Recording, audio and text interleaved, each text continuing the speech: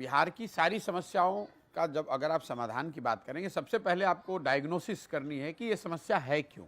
इतने पीछे होने की जो मूल वजह मुझे समझ में आती है वो ये है कि बिहार के लोग अपनी समस्याओं से अवगत हैं, लेकिन जब वो वोट करने जाते हैं तो बिहार में जो वोट पिछले 30 साल से हो रहा है वो सिर्फ 4 ही मुद्दे पर हो रहा है। पहला मुद्दा लोगों को के मन में वो जाति का एक असर है।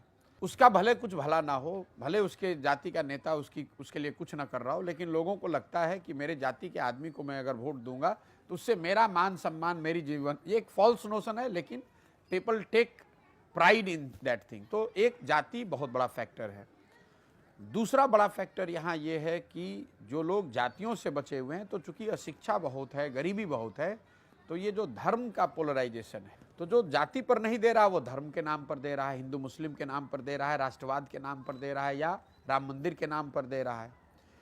तीसरा, चूंकि लालू जी का एक यहाँ बहुत बड़ा राजनीतिक प्रभाव रहा है, तो समाज का एक बड़ा वर्ग है, लालू जी का जो फिनोमेना है वो सिर्फ राजनीतिक फिनोमेना नहीं है, वो बहुत बड़ा सोशल फिनोमेना भी है।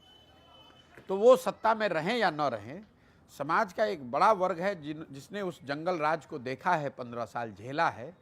उसको लगता है कि चाहे गरीबी रहे, रोड न बने, न बन पाया कोई बात नहीं, बच्चे की पढ़ाई ठीक नहीं है, बाहर भेज के पढ़ा लेंगे, वो जंगल राज वापस नहीं लौटना चाहिए। तो एक बड़ा तबका ऐसा है जो लालू जी के डर से भाजपा को वोट करता है।